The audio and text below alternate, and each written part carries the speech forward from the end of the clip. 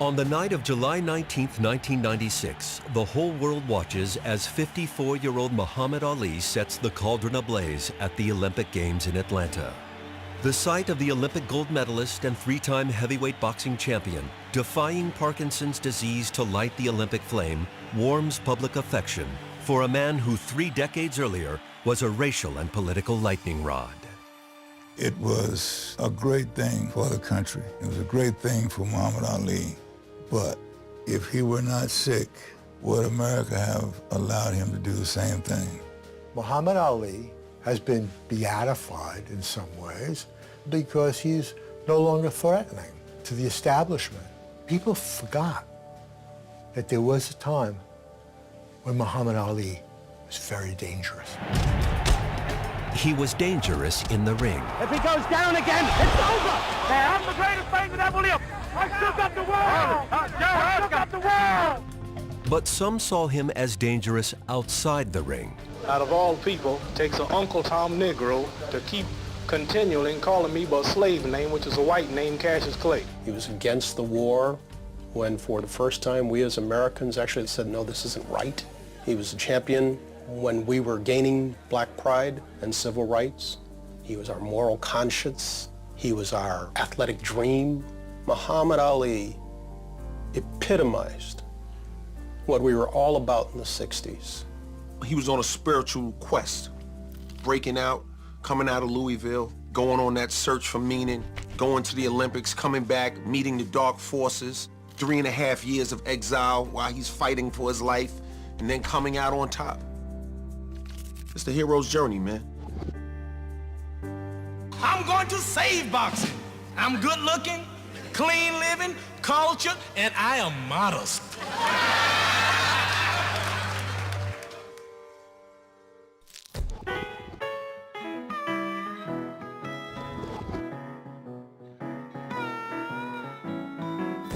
The man who would become Muhammad Ali is born Cassius Marcellus Clay in Louisville, Kentucky in 1942, the era of the segregated Jim Crow South.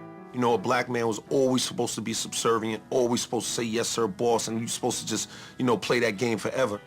When we woke up in the morning, the first thing that comes to your mind is that your blackness is going to be what white America is going to look at and judge you by. Blacks, if they were lucky, could aspire to be teachers, but that was the top of the social strata. Most often it was the black citizens of Louisville who raked manure into the backstretch at Churchill Downs. Cassius and his younger brother Rudy are raised in Louisville's struggling black middle class. Cassius Clay didn't grow up in a ghetto. His family lived in a very modest but comfortable house. He had 2 parents at home. There was always enough to eat. He always had money for clothes. Clay's father is a skilled sign painter, a proud and volatile man. You know, my grandfather, Cassius Clay Sr., he's kind of in my father's genes, very extroverted and bold and loved himself. So he got a lot of that from his father. Odessa Clay was a very sweet, nurturing woman. And when you looked at Cassius, you saw the 2 parents fused into one personality. As with many classic heroes, the origin of Muhammad Ali involves a twist of fate. In 1954, 12-year-old Cassius Clay rides his brand new bicycle to a black business expo in downtown Louisville. Cassius spent some time walking around, getting free candy, seeing what was there. When it was time to leave, he went outside, and his new red and white Schwinn bicycle had been stolen.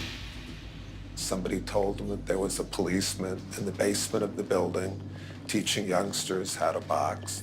Furious young Clay finds Officer Joe Martin in the Columbia gym. Clay is ready to fight whoever stole his bike. Martin calms him down and suggests that if he wants to fight, he should first learn how. Martin teaches the 89-pound Clay how to box, and his teenage student is eager to learn. Within weeks, young Clay wins his first amateur bout. It's the start of something bigger than either of them can possibly imagine. There was another black trainer at a black gym named Fred Stoner, who he also worked with. But Joe Martin was the person that was held up and put out front for the publicity. Here's the white policeman. He taught this young fellow how to box. It's a feel-good story. Ambitious, driven Cassius Clay becomes a national Golden Gloves champion. It's a TKO decision for Cassius Clay. Rock and roll pioneer Lloyd Price often gigs in Louisville. But despite the fact that his song Stagger Lee is topping the charts, he's got to find lodging in a guest house on the black side of town. There was a corner spot called Rivers Lounge, and I would go there because it wasn't far from the guest house. And this young Cassius Clay would always come by there, and him and his brother, Rudolph was his name. And he said that he's gonna be the champion of the world. He always had a big mouth, you know. I'll be the champion of the world. You know, he had all this energy, and he was ambitious, and the young guys at that time wasn't thinking like he was thinking. John F. Kennedy is running for president in May of 1960 as 18-year-old Golden Gloves champ Cassius Clay wins the U.S. Olympic trials in San Francisco, then goes on to take the light heavyweight gold medal at the Summer Games in Rome. 1960, I'm in the Olympic Village in Rome, and this person is sitting on some steps, and he's got a gold medal around his neck, and he's talking about what he's going to do with his life in very loud terms. And the thing that caught me about him, I noticed all the women turned around when they got 5 yards away to take a second look. But despite all the attention he gets in Rome, Clay finds that Olympic gold still won't buy him a place at the table in his own hometown. Here we were being idolized as competing athletes on one hand, and then on the other hand, there were certain restaurants you couldn't go in. You know, it's not fun for people to tell you, yo, you can't eat here. It's irritating when people try to hold you down. You don't get up and start chanting, you know, you get up and start swinging.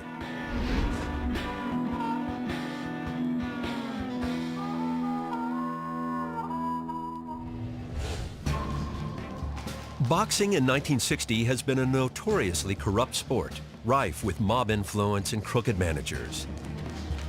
Into this cesspool step 11 prominent Louisville businessmen backing their hometown Olympic hero. The Louisville sponsoring group were composed of white men who had good intentions. They were going to help Clay be something, keep him out of the clutches of evil. With the sponsoring group in his corner, the former amateur Olympian begins his professional career on October 29, 1960. Tunney Hunsaker is the first to fall victim to Clay's raw talent. Realizing their promising young fighter needs an experienced professional trainer, the group sends Clay to Miami to work with Angelo Dundee, who had trained world champion Carmen Basilio. Few people in the history of our game will ever find a cornerman than Angelo Dundee. Angelo used to say, this kid does everything wrong. Does everything wrong. But it comes out right. He did everything what they would characterize as being wrong, fundamentally. Kept his hands down, he swayed back and forth, he just pulled out of the way of punches just by millimeters. Over the next 2 years, Dundee guides the unorthodox Clay to 19 victories in a row against a parade of heavyweights. Some are a challenge for the flashy young fighter. Most are not. Heavyweights were not known to be that fast, and that mobile, and that fluid. Guys couldn't hit him, especially heavyweight. He might be big and he might be tall, but if he mess with me, he sure will fall.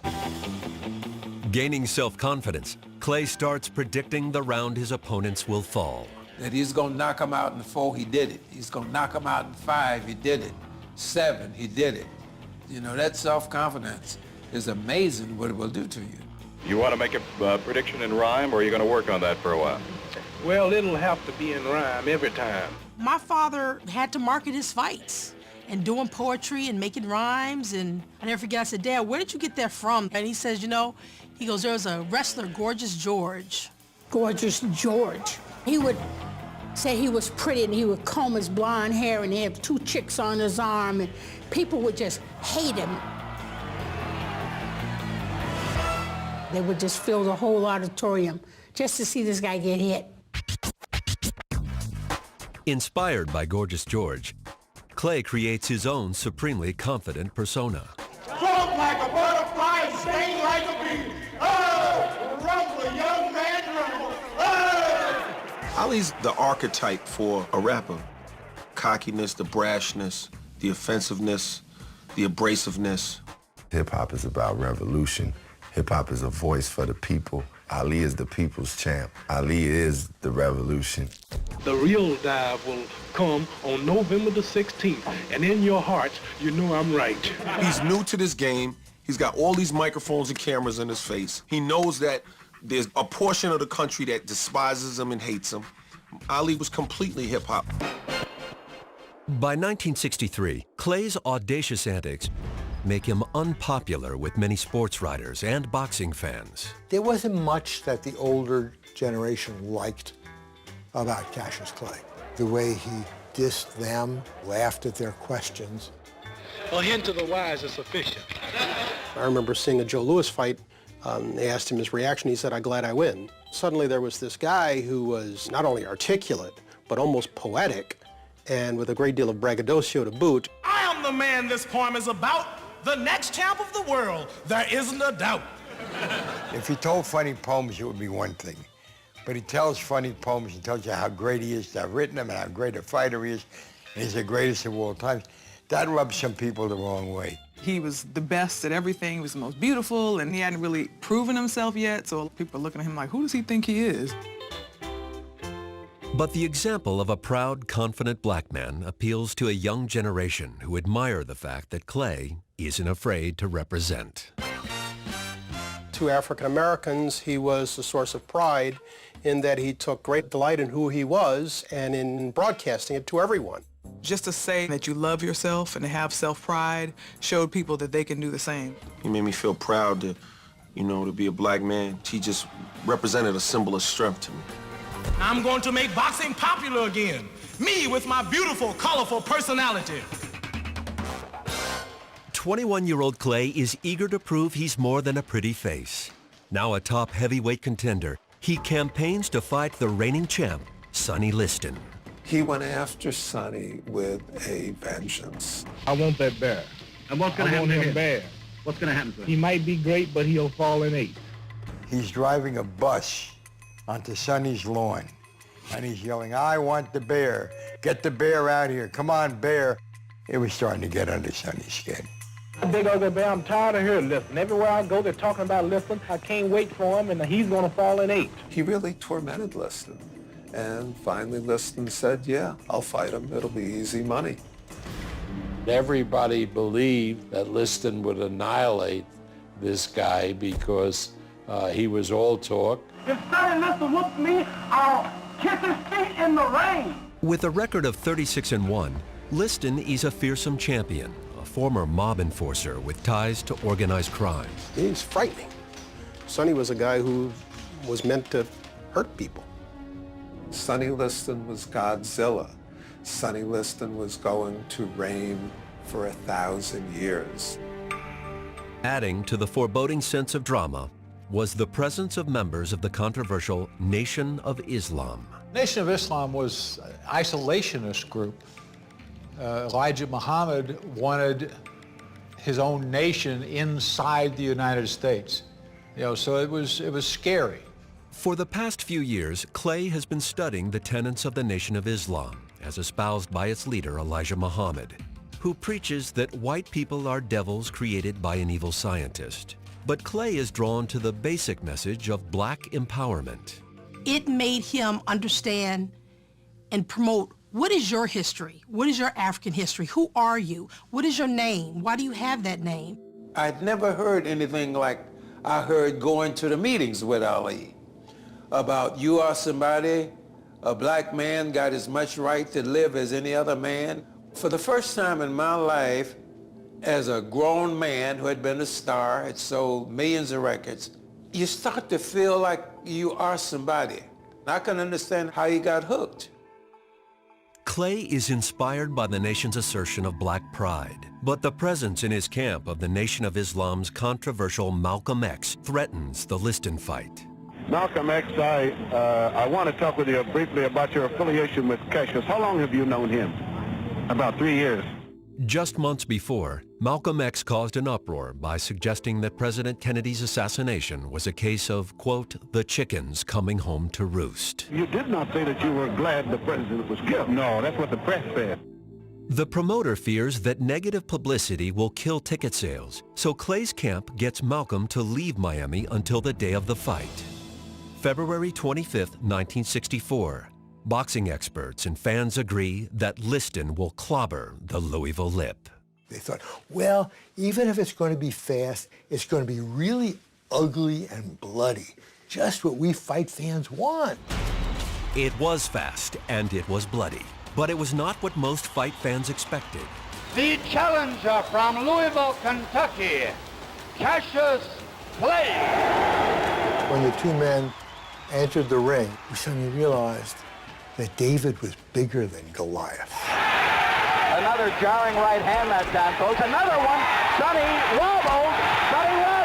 Cassius has him hurt. Clay dominates Liston from the bell, dancing around the slower champion and opening a cut under his left eye.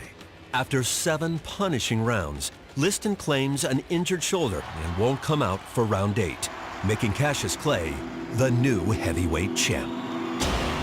I don't have a mark on my face, and I upset Sonny Liston, and I just turned 22 years old. I must be the greatest. I told the world.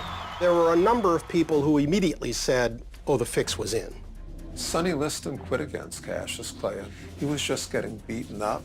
He didn't like it. He was a bully, and he couldn't take it. After his stunning upset of Liston, Clay holds a press conference that would only amplify the shock factor. Somebody said, are you a card-carrying member of the black Muslims? And he blew up. Clay confirms that he's a member of the Nation of Islam. And he said, I don't have to be what you want me to be. I'm free to be who I want.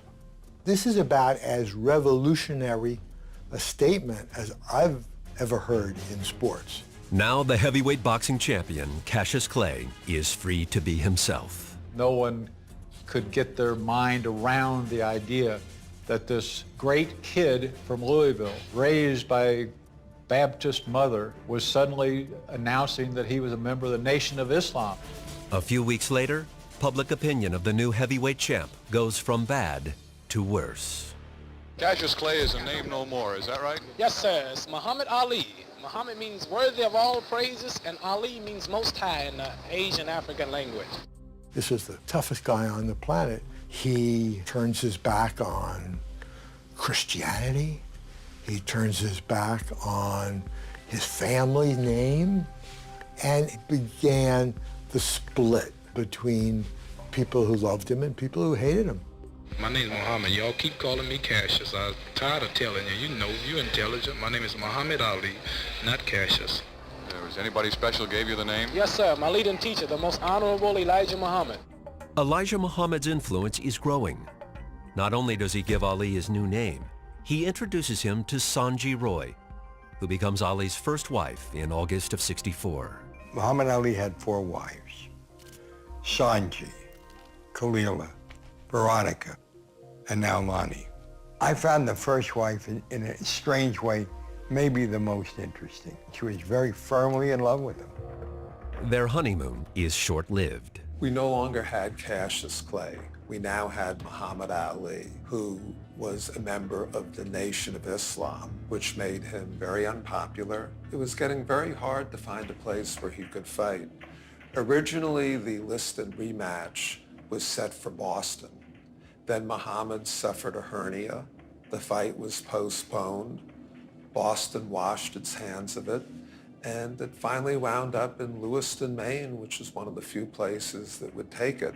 Then, 2 months before the rematch, Malcolm X, who had broken with Elijah Muhammad to embrace Orthodox Islam, is gunned down by members of the Nation of Islam on February 21st, 1965.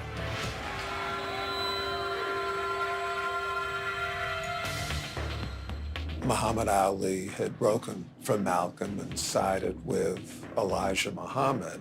So there was concern that Malcolm's followers might exact retribution against Ali. The rumor had been spread that there was a carload of gunmen coming up from New York to kill Muhammad Ali in the ring. Ali Liston, too, was a mess. It was a mess outside the ring, and it was a mess once the fight started. Midway through round one, Ali hits Liston with a blow that would become infamous as the Phantom Punch. Did you see the punch? Did you see it? Was it the punch heard around the world? It wasn't even a punch seen around the world. The punch was hard enough to knock Liston down, but he thought Liston could have gotten up. It took about 8 seconds after 9 and 10 that the crowd began to chant, "Fix, fix, fix." Ali's second disputed win over Liston does little to win over his boxing critics. He has other critics as well. A certain portion of Black America loved him. Another portion of Black America did not love him. The Black community was divided. Those who thought integration was a great thing, and those who did not think of integration in that way, but thought of equal rights and our freedom, equality, and justice. I'm not out there marching and going places I'm not wanted. Those of us who were young, who understood our manhood, and who took pride in it, we were not asking to be a part of white America, but demanding our rights just like any other citizen.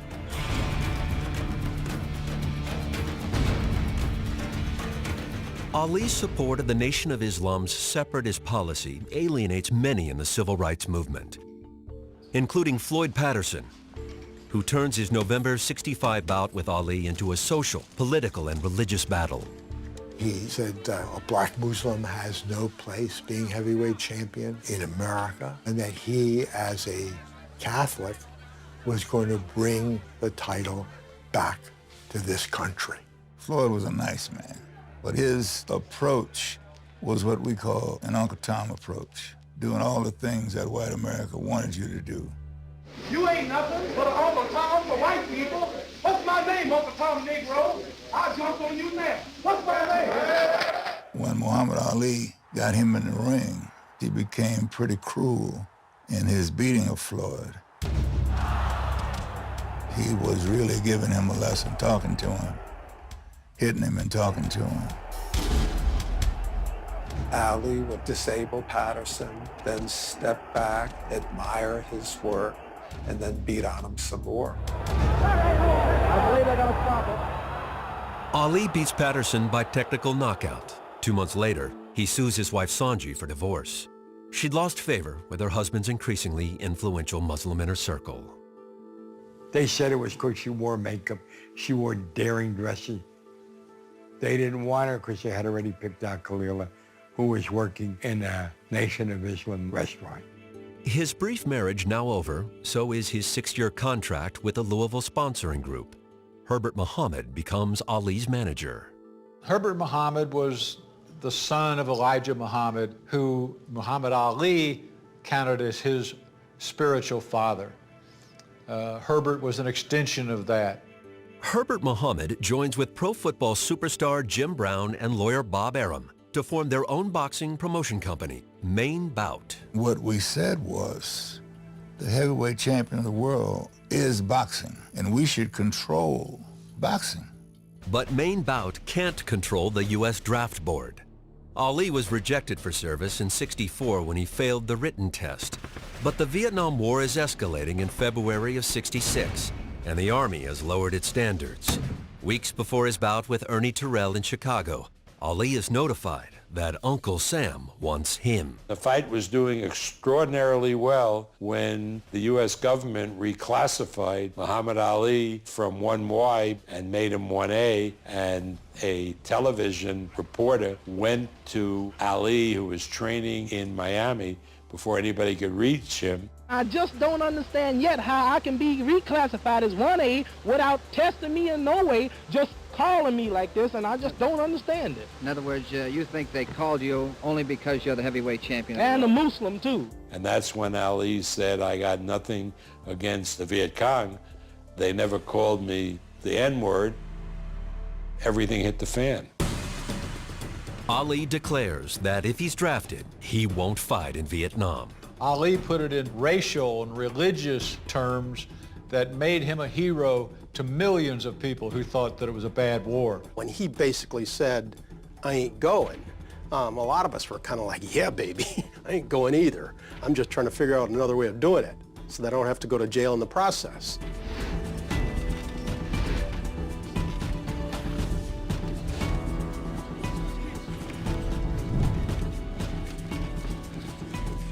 Then you're not apologizing for the unpatriotic statements that you made.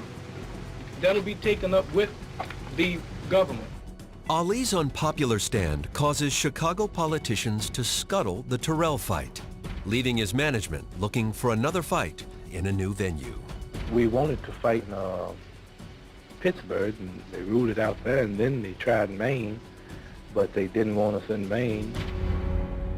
The growing controversy over his anti-draft stand makes Ali toxic in the U.S., forcing him to win his next 4 fights in Canada and Europe, where he's a bigger draw than ever.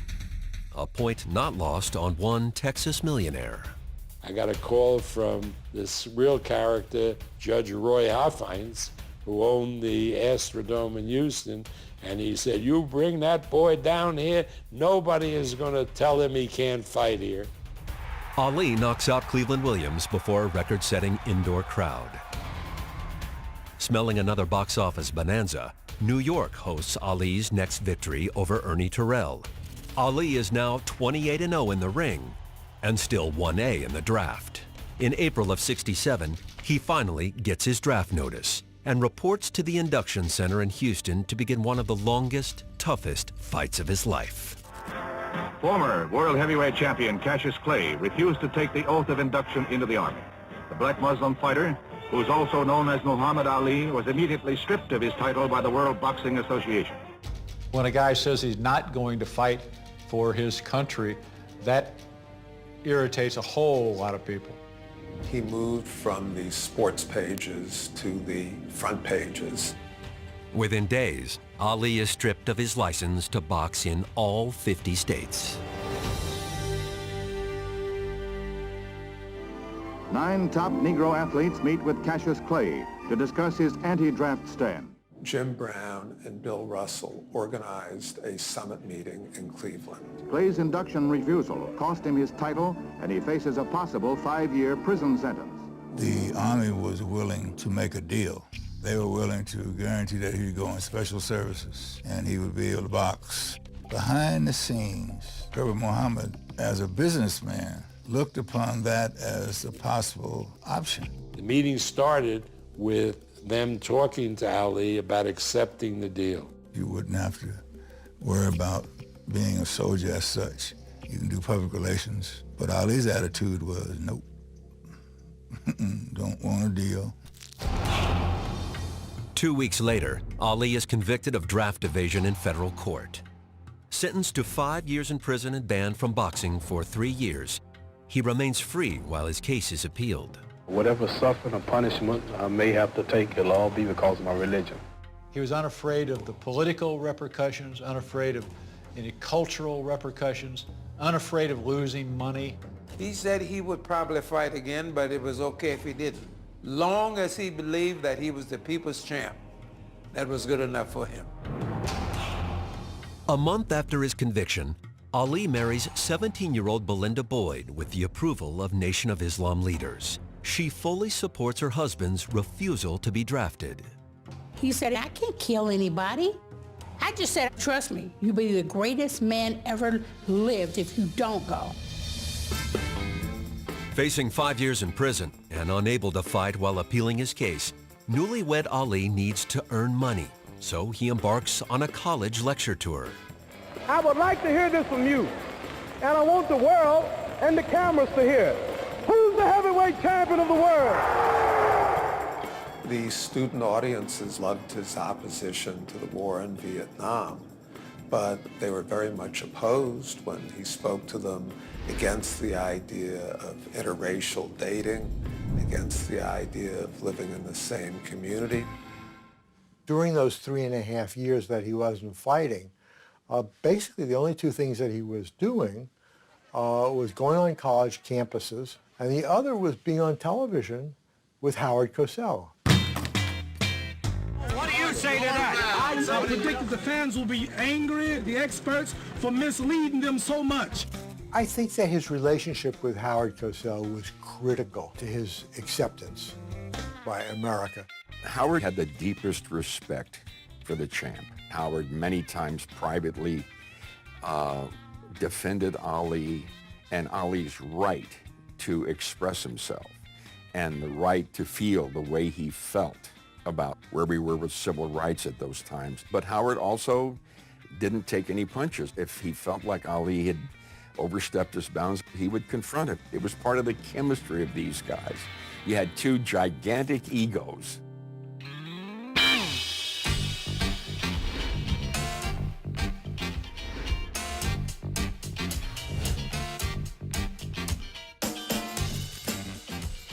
After 3.5 years in exile, Ali remains free as his appeals proceed in federal court. And while politics cost Ali his boxing license, politics provides a chance to fight again. Georgia has no state boxing commission. Individual municipalities can sanction a fight. So Black State Senator Leroy Johnson strikes a deal with Atlanta's white mayor, Sam Massell. Leroy Johnson said, I want this fight to happen. I carry a lot of votes with me. Thus, Ali's comeback begins, surprisingly, in the Deep South. Here's an African-American reviled around America. Suddenly Atlanta is embracing him. He said, I got my license. I'm going to fight in Georgia. I'm going to fight in Georgia.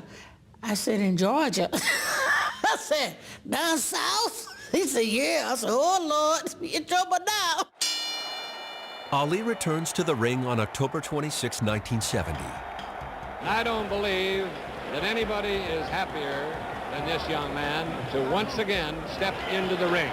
28-year-old Ali was stripped of his title, but he's never lost a fight, and Jerry Quarry is not considered competitive. Ali opens a cut over Quarry's eye in round 3, and the fight is stopped.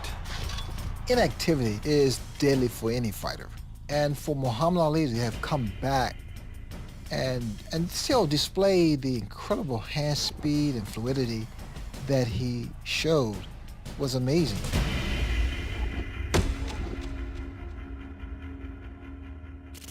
While Ali's draft evasion appeal works its way up to the Supreme Court, the NAACP sues the New York State Athletic Commission in federal court, arguing that their ban on Ali is discriminatory. Their ban is lifted. Free to fight in New York again, Ali stops Oscar Bonavena at Madison Square Garden in December 1970. It's over! Ali is the knockout winner! Setting up a title shot against Joe Frazier for an unprecedented $5 million purse. Now we have a chance to see who the real champion of the world is. That was revolutionary. You know, $2.5 million apiece. Wow. Back then, that was a vast sum of money. Even Mickey Mantle was not making that much money. Well, let Joe Frazier talk all he wants. We got a few miles to straighten all this mess up. He brought people to the sport that didn't even necessarily follow boxing. They just liked Muhammad Ali. I have fixed up the round that Joe Frazier will go down. You got this person who's standing up and he's been stripped of his title. People wanted to see, who is this guy? His fights meant more than just the sport of boxing. His fights were like a fight for justice. Ali was carrying the weight of everything. I don't think it's possible to overstate how much Ali embodied the hopes, aspirations, beliefs of young people in general and young African Americans in particular. Joe's gonna come out smoking, and I ain't gonna be joking. The bout is set for March 8, 1971. As the fight approaches, the battle between two unbeaten heavyweights becomes far more than a boxing match. Get your hands off me. If you were a liberal, you were rooting for Ali. If you were conservative, you were rooting for Joe. It was a clash of cultures. There were the people who were demanding civil rights, who were against Vietnam, and the people who thought Vietnam was right, then damn it, we're going to put our views in the ring and settle it once and for all. March 8, 71. The world flat out stopped. The apartment that we lived in was going crazy for that fight. We were glued to the radio. I can still see Ali leaning back over the ropes, saying, "No contest." Meanwhile, Frazier's pounding him, 20 times. Ali absorbed an enormous amount of punishment, gave out an enormous amount of punishment. Yeah, and when the 15th came and they said he'd been knocked down, it was like, this can't be. Ali gets quickly to his feet, but the damage is done. Ali suffers his first loss. It's Frazier by unanimous decision. This can't have happened. This is impossible. It was impossible not because we didn't believe Joe Frazier could beat Muhammad Ali. It was impossible because his beating him meant they were right. And they couldn't be right. And the right-wing idiots and the hard hat guys and the ugly Americans, they were standing in the way of history. They were standing in the way of change. They were on the side of wrong. And so they couldn't be right. They just couldn't. In the first blush of defeat, Ali was gracious and elegant. He was perfect in giving Frazier credit. I've been always handing out the defeat, so now I'm defeated, and now I can see how other people felt. And when I do come back, if I ever do, I'll have more of a hunger, determination, which is something you lose in the intoxication of so-called greatness. By the next morning, he'd been robbed. He went on every late-night talk show. He convinced half of America or more that he had won a fight, and it killed Frazier. He was the only one who believed, coming out of that fight, that he would be champion again.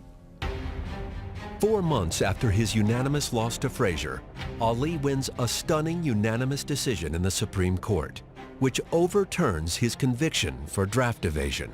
I mean, nobody would have believed that that could have happened when Ali refused to step forward.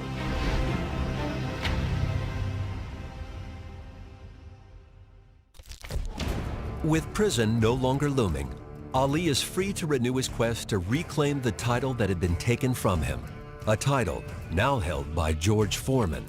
Ali's momentous match against Foreman is an event unlike anything boxing has ever seen.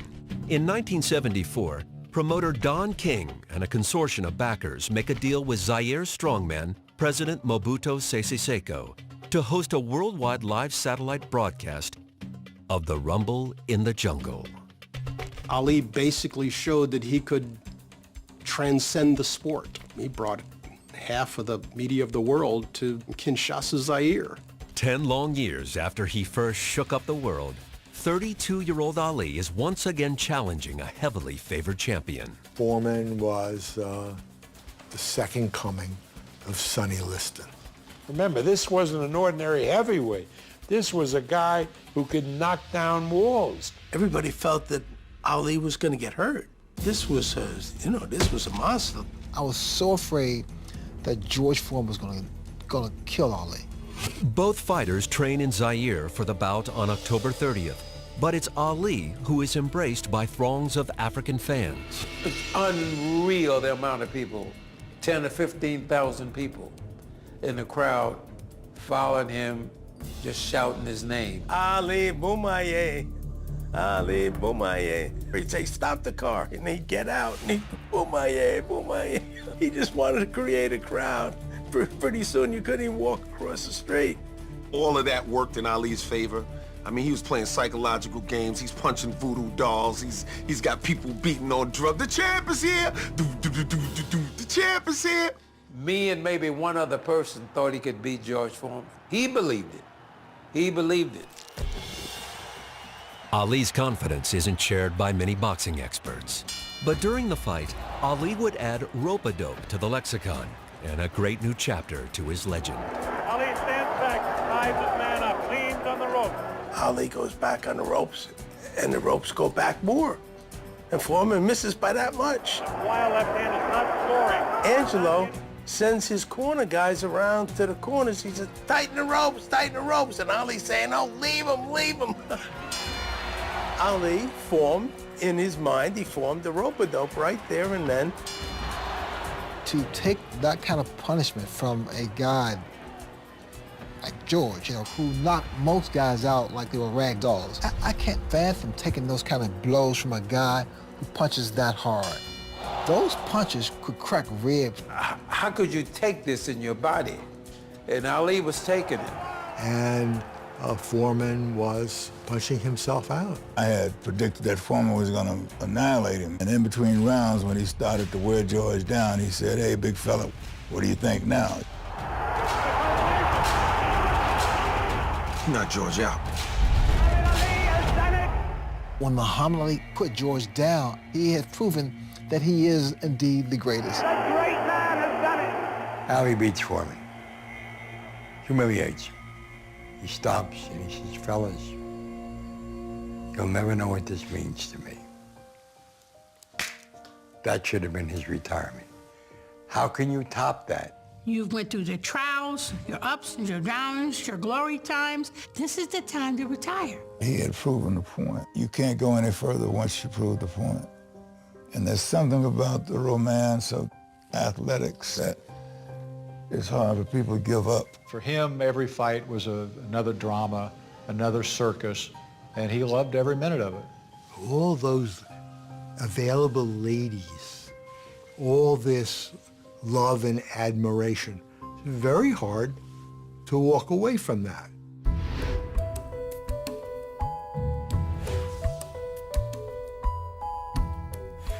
When Elijah Muhammad dies in February of '75, his son Wallace leads the majority of the Nation of Islam toward traditional Sunni Islam. Ali, who has always had white men in his corner, embraces the change. Prejudice is a two-way street, you know? He was driving down one side of it at one point in his life. Not unlike Malcolm X, who had a similar journey, and he evolved. He said, whites can become Muslims. Now he says, so you can become a Muslim. And he hugged me. There wasn't any racism in Ali. Later that year, Philippine President Ferdinand Marcos plays host to the third Ali-Frazier fight, the Thrilla in Manila, on October 1st, 1975. They'd been the two most dominant fighters of their time. Towards the end of their career, oh, here they are again in this big fight, and this is going to be the culmination of it all. For both fighters, it would also mark the beginning of the end. The fight took place at about 11 a.m. Manila time. Outside, the hot Philippine sun was beating down, and inside, this fight between these two great athletes was going on. These two guys was going at each other like they was going to just kill each other. They both took an enormous beating. They were both heroic that night. After 14 rounds of battle in the sweltering heat, Frazier and Ali, both mentally and physically spent, go to their corners to await the final round. That moment that you're sitting on your stool, your eyes swollen shut, or your legs are gone, you're totally exhausted. And you look across and see your opponent, and he is just as in bad shape as you are. All of a sudden, your mind and your heart says, "That's ready to go?" And either you answer yes or no. Most guys say no. The special ones say yes. Ali was the one who said yes. Joe couldn't answer the bell. And Ali just passed out in the ring. It's all over. He said it was the nearest thing to dying.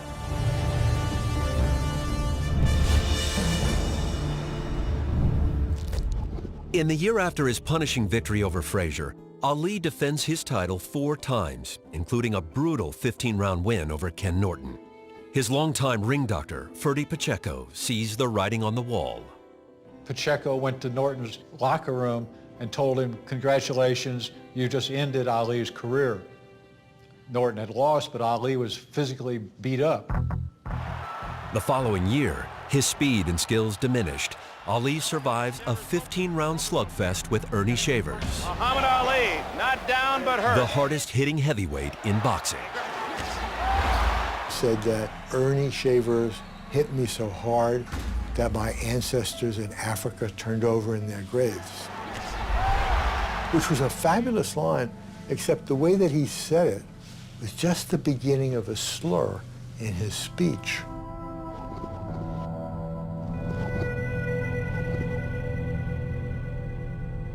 In February of '78, Ali loses his title to Leon Spinks, a novice with just 7 fights under his belt. But he's not done yet. Fights Spinks again, beats him, regains the title, and then Don King gets Ali to fight Larry Holmes, and I was absolutely horrified. The Holmes bout is set for October 1980, a year after Ali's last fight against Spinks. His deterioration is evident. Even to those of us who never looked at Ali with clear eyes, it was clear that he was done. Holmes wins by TKO in the 11th round, the first time Ali has ever failed to go the distance. Whatever damage had been done to Ali in all of these 12, 15-round fights, all of that had come together to leave him a shell of what he once was. A year later, Ali steps into the ring one last time to fight Trevor Berbick on December 11, 1981. The whole family went, and up until the fight, we were begging him in his hotel room, don't fight, you don't need to do this anymore. After the loss to Berbick, Ali finally calls it a career. It's hard to tell a champ that it's time, it's over, because we always believe we can always win that fight. Ali fought. That's what he did. And we who loved him really had no say in it and no right to say, no, we don't want you to fight anymore because it ruins our memory. Well, he had a right to say, I will choose when I'm going to leave it. And he did.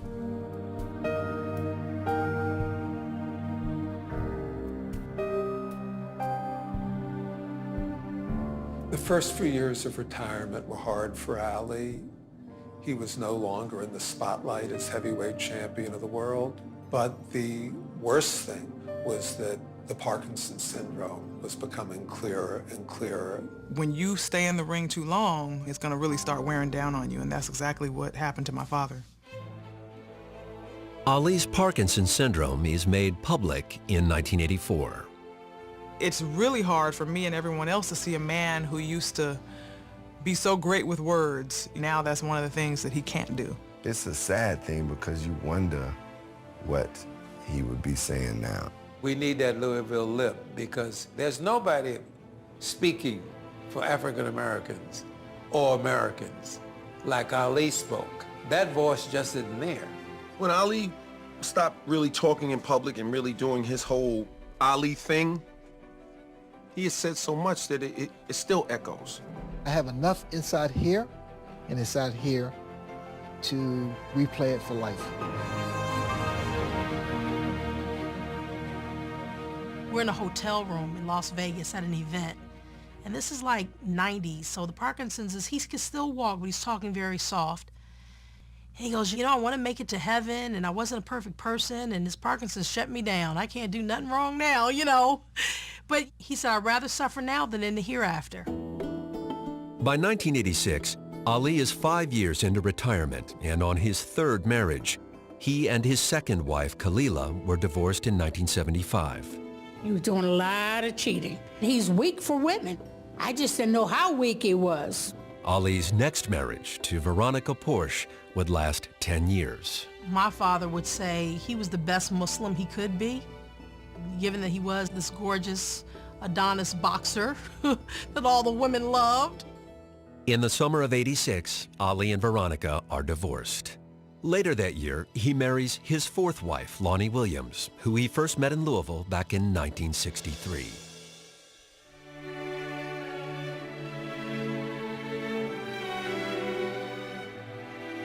In 1996, Ali would make a memorable return to the global spotlight.